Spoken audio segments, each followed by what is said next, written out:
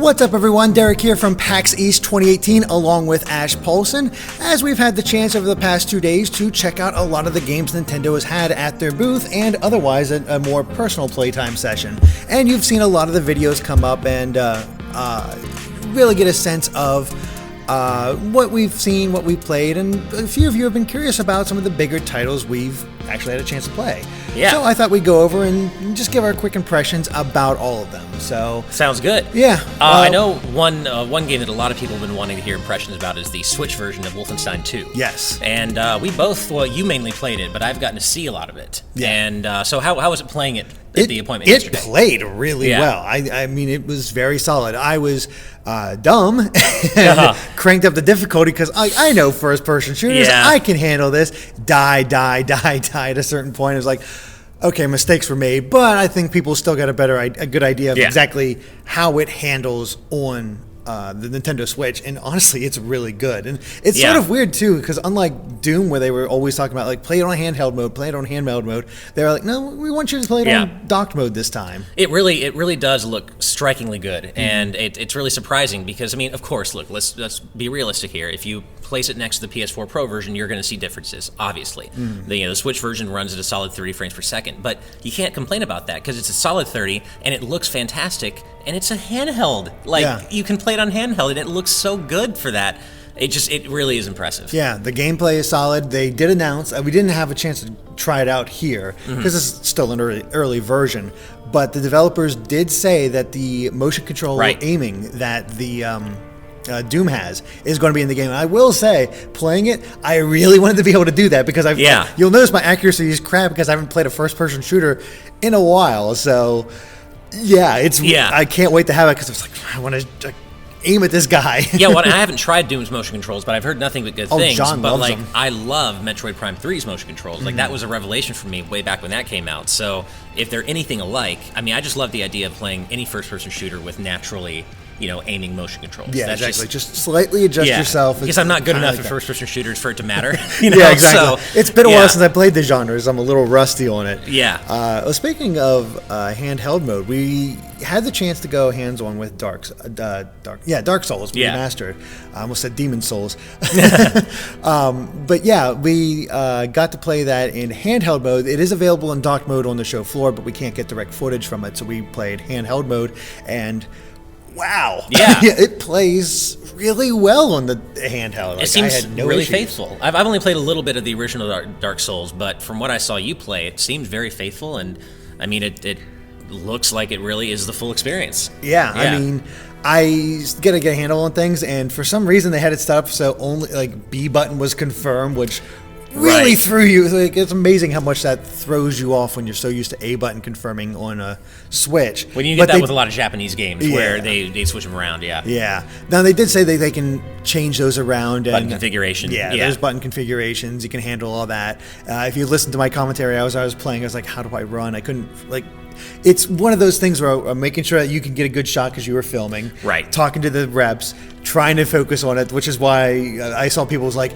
watching him try to find that hole after the ball hit the wall, it was painful, which I totally get, but there's a lot of... I mean, and you're trying to make it so I could get a good shot because there was so much glare on the ceilings, and it's like, we've said it so many times, that when you're playing games with these appointments in these circumstances, it is not at all the same as playing in the comfort of your own home where you're fully focused and, having all your skills brought to bear. It's not the same. Yeah, exactly. So, I mean, I've not really played much of the original Dark Souls, so I can't really compare, but as a game on its own, it's fun. It looks like it's going to be a great take it with you experience on the Switch. Yeah, and I mean, this is just anecdotal, but I did see an obvious Dark Souls pro playing at the Nintendo booth in docked mode, and he was having a great time. Like, I didn't talk to him personally, but I could, he was talking to a friend. He's like, "Oh, this is so fun," and he was clearly watching the way he played. He knew what to dodge. He knew what to do, and I'm like, okay, well, this guy's clearly at least something of a Dark Souls vet, and he seems to be happy. So That seems to be a pretty good endorsement to me. Yeah, exactly. I don't know how accurate this is, but I've heard some people kind of prefer the Switch version. Really? I've seen a few comments like that, mainly because you've seen how they're sort of touching up the graphics on the PS4 and Xbox One, and a lot of people feel like that's sort of changing the mood of the lighting and stuff that can like be a thing, yeah. And a lot of people actually kind of like the fact that by making it look a little too good, because Dark Souls is supposed to be grungy and exactly. So the Switch actually hews a little bit closer to that idea. Which interesting.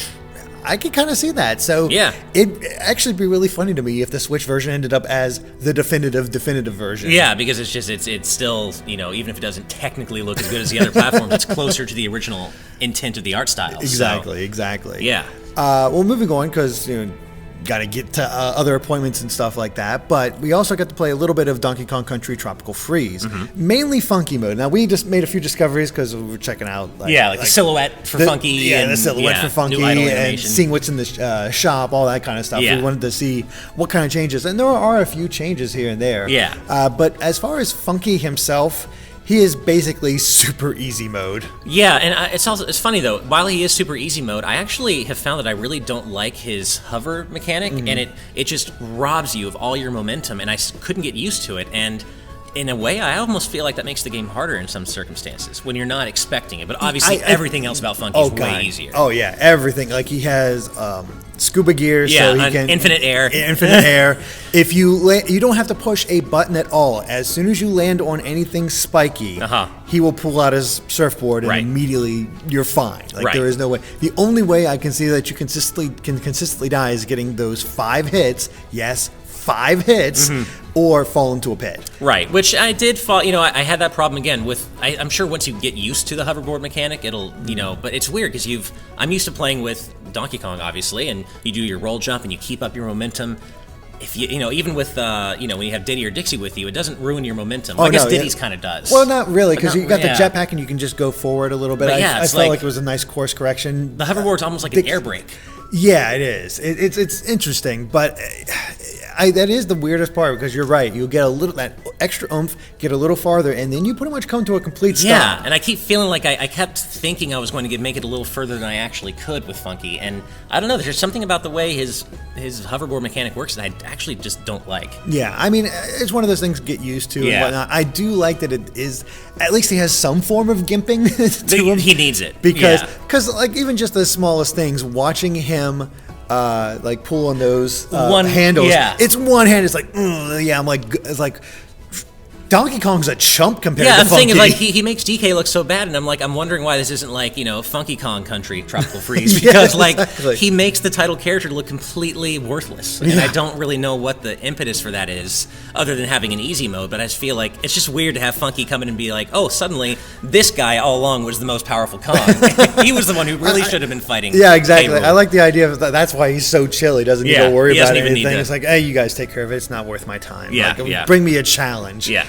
Type thing. Yeah, well, we'll find out later that he single-handedly won the Great Ape War. Yeah, oh, God. Yeah. I will say, it looks good. It runs does. well. It looks gorgeous in handheld mode. It looks really great in handheld mode, and there are noticeable graphical differences in certain elements, like the hair, like the Kong's hair looks better, noticeably. Oh yeah. And so there are, and we did a video about this, but how DK's nostrils have been touched up, and just the models in general have been changed. So there is a little bit more of a spit shine here than you may at first be thinking. Yeah, it's a little bit of an increase, which I'm all for. Yeah. I'm all for. Now, the other game that we got to play that a lot of people haven't been really interested in, Sushi Striker. Yeah, which I went in not caring about it all that much either, and I was like, even when it was released or revealed last year at E3, I'm like, it's just like a fun, cute little puzzle game, but I'm not into puzzle games. Yeah. But then I played it here.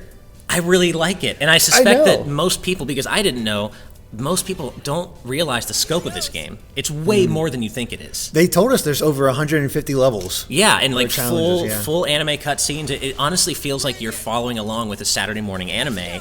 and playing in between these cutscenes. It's really cool. I mean, it's the whole idea behind it is that this is a world without sushi, but they have these little sushi creatures that can manifest sushi, and so eating the sushi gives them powers, and they get buffed up from eating the sushi, and then they toss up the plates, and you're stacking up the plates. That's why you're trying to chain the same colored plates together. Yeah. And I think that's the thing that doesn't come across, is all you're seeing is the chaining, and you're like, and all the chaos. Yeah, it is pure chaos, but once you're in it, there's a lot to balance. Once you know what you're looking at, and once you know what to look for, and it's a lot of fun, and there are these RPG elements to it. Yeah. It kind of almost reminds me, in terms of like the overall just wacky vibe and kind of colorful style, it kind of reminds me a little bit of Harmonite. If you remember that game, just a little bit. But this game seems to be even bigger in scope than that, because like you said, 150 stages.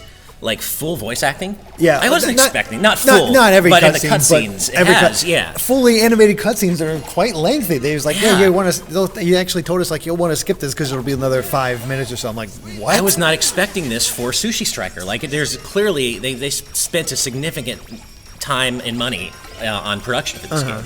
Yeah. It is crazy, and the thing is like it is really fun. We got to try the multiplayer. It's so fun. It stuttered a little bit. They said there's the first time, so I think we were just going too intense for it. Maybe, or just interference. Some local interference. There was a little interference. Yeah, there was a little. Yeah, but honestly, other than the stuttering, I really enjoyed the multiplayer. Oh yeah, and I walked out of that appointment like convinced I wanted to get Sushi Striker, and hoping that enough people buy into it that there will be people to play with. Yeah, the sushi avatars you have really seem like it would change up, because one like increases your attack power, one like makes it so everything is the same colored plate for a short time. The sushi spirits, right? Yeah, the sushi spirits. There are over 50 of them, I think. And they all have their own abilities that. And some are defensive, some are offensive. Like I like the one. Like I fought one enemy whose special ability was making the table go a lot faster. So what I did was activate the one that makes all the plates the same color and just got them all as quickly as possible. And like there is strategy involved in this, and it is a lot of fun. Yeah, they need a demo. They need to release a demo. This game absolutely must have a demo. Yeah, there's no way they're going to sell people in this game. Like we can espouse how much we enjoyed it, but some people might be interested. Like, it's still not for me. You really do need to play this. It seems like a very interesting puzzler, and it's online. And it's online. That's really cool. So I really do, though, that this game is just like a demo would absolutely make it so clear to people what we're talking about and why this is so much more than what we thought it was. Yeah. Exactly. Because once you got the basics, it clicked pretty quickly what you need to do. Yeah. It felt good. And you actually got to play handheld. How was the touch controls like matching cool. up that way? Was it better or worse than the... For me, it felt worse, but I actually, in the end, I adopted a bit of a combo style where I would mostly use button controls, but when it was time to send the plates forward, I would flick. Kind of like Paper Mario Color Splash, where you're flicking a card. Yeah. I would kind of flick the which plates I wanted, because I liked having control over which plates I was flicking when, instead of just... I mean, if you just mash the X button, it'll optimize the plates you're going to send anyway. Yeah. But I kind of like having control over which ones I'm sending. See, mine was just get my full plate of 5 and then mash X, get my next plate of 5. Like, try to just match up my combos as best as possible. Right. And that's another thing. Is like if you send same colored plates like twice or 3 times in a row, you get a damage multiplier. Oh, I didn't even realize that. Yeah. So like that also goes in the strategy. Like you want to touch like red plates and send those, but if you send more red plates, that attack's going to be multiplied. So there's just so much more to it than I thought there was. Yeah, it gets pretty crazy, and it's the art style is silly and fun. They did tell us there's 2 different protagonists because you can choose between a girl or a boy. Right, which is cool. Yeah, so there's like a bit to it. So we'll see what you guys end up thinking, but I think we're both sold. Yeah, I totally. I want to try out more to see if it is able to keep my interest in that way. Yeah, no, like I actively want to go get it and play it because I had a great time with it. The matches don't overstay their welcome either. You can usually crank them out within minutes. 2-3 minutes. Yeah, it's good. We also got to play Travis Strikes Again, No More Heroes together. Yes, which was a lot of fun. It was really cool. Like, Suda51 showed up during the watch. He's the nicest man. Oh yeah, he really is. He's a great guy, just so affable, and the humor in No More Heroes, the writing is top notch. Yeah, I mean, lots of references to the fact that we're playing this at PAX and how people need to get moving. They don't have time for this extra stuff. And we did get to see a little bit more than at the GDC build, as they added another... The second phase of the boss. Exactly. Yeah. And it was good. Like, we did some combo attacks. So he wanted it to be able to be played on a single Joy-Con, and you totally can. You can. I would say the only thing I don't like about it so far is that it's too easy for your player characters, but Travis and Badman, to get lost in the chaos. Yeah. I very often lost track of my character. I just feel like there could be a little more done to the UI to make it so that you always know more, or more at a glance where your character is on screen. Yeah, that's one thing. Yeah. But other than that, though, yeah, the combat felt good. It felt good. Yeah, got some great combos in there. Apparently, at one point we were so in sync that we actually matched up, but we weren't able to actually capitalize and get a special attack that way. And I would deploy my healing field, and you'd be like, it's a fun co-op experience. Yeah, it is. Hey, I need some healing. Deploy your healing field, and then it's cool. I love during the boss fight. I have this. Travis has this one attack that's basically like a force grab and then just toss people away. Right. And I kept trying to do it to the boss, but I kept hitting you instead. Me. Yeah. I'm like, Ash is like, what the heck happened? I just got tossed to the side. I'm like, oops, that's my fault. And Badman has this really cool attack that's like this crazy spinning. He's just spinning endlessly with his bat out, and it reminds me so much of like the pizza time attacks and the Ninja Turtles arcade games where you're just spinning out of control like crazy. And you can really match them together because Travis has a black hole attack that draws all the enemies in, so you can do your spinning attack, or he can leave a bomb, and the more you hit it, the bigger the explosion will be. So again, Batman, they actually do complement each other very well, and really adds to the co-op feel of the game. Yeah. So, now, do we know if they're going to be able to purchase more abilities throughout the game yet? I asked about that. He said that abilities, I think, can be changed, and you'll get new options and whatnot. So I do think it will. You'll be able to get. Or maybe it's a world by world thing because it's a different genre or whatever each world. Yeah, so it could be as well. So yeah, I'm intrigued. I definitely want to check it out. I think this is he's very during the interview he said it was like 35-40% done. I was like, are you gonna be able to finish the rest? He's like, yeah. Nice. There was like complete confidence. Yeah. So it's looking good. It really is. Now there's actually another game here that we both saw, but we haven't actually had a chance to play with. Crash Bandicoot: The Insane Trilogy. Just from looking at it, it looks good. It does. It actually looks really nice on Switch. I haven't gotten to play it. I couldn't quite tell if it was 30 or 60. Sometimes I thought it was 30. I think it's 30 because even on PS4, it's only 30. Okay, so then but it looked really smooth though. Yeah, I mean you're going to get a graphical downgrade in certain areas. It's not going to look as good, but that's just sort of natural. But this is Crash Bandicoot. Saw no slowdowns, saw no issues. It looks perfectly fine.